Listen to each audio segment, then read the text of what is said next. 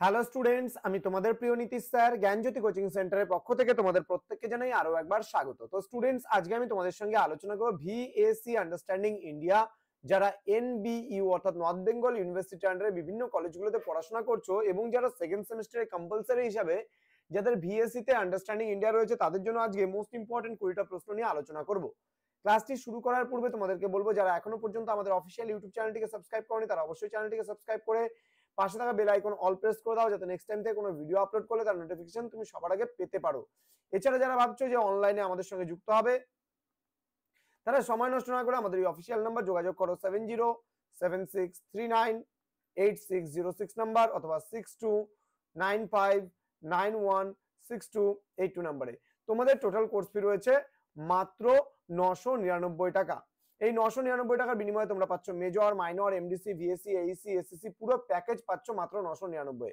চলো শুরু করছি আজকের ক্লাসটি। 1857 সালের সিপাহী বিদ্রোহের সঙ্গে যুক্ত ছিলেন না কে?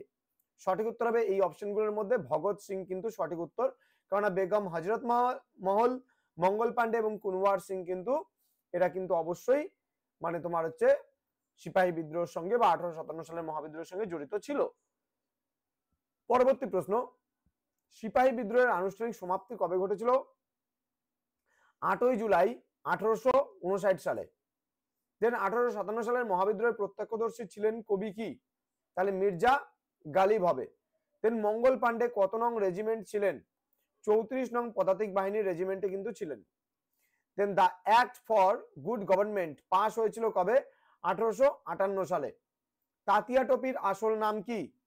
উত্তর হবে রামচন্দ্র পান্ডুরঙ্গ। কোন জাতীয় নেতা ইন্ডিয়ান ন্যাশনাল কংগ্রেস নামটি উত্থাপিত করেছিলেন? সঠিক উত্তর হবে দাদাভাই নওরোজি। পরবর্তী প্রশ্ন, কোন পত্রিকায় প্রথম ন্যাশনাল কংগ্রেস শব্দটি ব্যবহৃত হয়? উত্তর হবে বেঙ্গলি পত্রিকায়। দেন স্বদেশী আন্দোলনের যুগে ডন সোসাইটি স্থাপন করেন কে? সতীশ চন্দ্র মুখোপাধ্যায়। দেন জাতীয় কংগ্রেসের প্রথম অধিবেশনে সভাপতিত্ব কে করেছিলেন? সঠিক উত্তর হবে উমেশ চন্দ্র বন্দ্যোপাধ্যায়। জামশেদজি টাটা জামশেদপুরে লৌহ ও ইস্পাত কারখানা স্থাপন করেছিলেন কবে? উত্তর হবে 1907 সালে। পরবর্তী প্রশ্ন, বিখ্যাত ভারত মাতা চিত্রটি অবনীন্দ্রনাথ ঠাকুর আঁকেন কবে? 1905 সালে কিন্তু বঙ্গভঙ্গ মানে আন্দোলনের সময়। স্বদেশী ভান্ডার গড়ে তোলেন কে? সঠিক উত্তর হবে রবীন্দ্রনাথ ঠাকুর। দেন গান্ধীজির রাজনৈতিক গুরু কে ছিলেন? সঠিক উত্তর হবে গোপাল কৃষ্ণ গোখলে। দেন ইন্ডিয়ান ওপিনিয়ন পত্রিকার প্রকাশনা কে করেন? সঠিক উত্তর হবে এম কে গান্ধী। পরবর্তী প্রশ্ন, অসহযোগ আন্দোলনের সময় গান্ধীজি কোন উপাধি ত্যাগ করেন? সঠিক উত্তর হবে কাইজার ই হিন্দ, এটা কিন্তু স্বর্ণপদক উপাধি ছিল। দেন নিম্নলিখিত কোন বছরে ইংল্যান্ড এবং ভারতবর্ষে একই সঙ্গে ভারতীয় সিভিল সার্ভিস পরীক্ষা নেওয়ার সিদ্ধান্ত গৃহীত হয়? 1922 সালে। দেন সাম্প্রদায়িক বাটোয়ারা নীতি বা কমিউনাল অ্যাওয়ার্ড নীতি ঘোষিত হয় কবে? এটা 16ই আগস্ট 1932 সালে। পরবর্তী প্রশ্ন, ভারত ছাড়ো স্লোগানটি তৈরি করেন কে? ইউসুফ মেহের আলী। দেন ভারত ছাড়ো আন্দোলনের সময় বোম্বাই এ কে বেআইনি বেতার সম্প্রচার চালাতেন? সঠিক উত্তরে উষা মেহতা।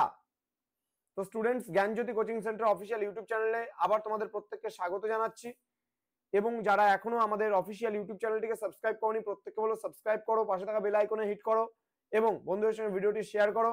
তোমাদের উজ্জ্বল ভবিষ্যৎ গড়ে তুলবো আমরা, এটাই আমাদের মূল প্রতিশ্রুতি। অনলাইনে যুক্ত হতে চাইলে আজই যোগাযোগ করো আমাদেরই অফিসিয়াল নাম্বার 6295916282 এবং 7076398606 নাম্বারে। আমাদের অফিসিয়াল ওয়েবসাইট GYANJYOTI.info তে তোমরা ভিজিট করতে পারো এই ওয়েবসাইটে, অথবা নীলস নিভা বলে আমাদের আরেকটা ওয়েবসাইট রয়েছে, এই ওয়েবসাইটেও কিন্তু তোমরা ভিজিট করতে পারো। তোমাদের সঙ্গে দেখা হচ্ছে খুব তাড়াতাড়ি পরবর্তী ক্লাস নিয়ে। তোমরা প্রত্যেকে ভালো থেকো, সুস্থ থেকো। Thank you so much, thanks for watching after all, thank you.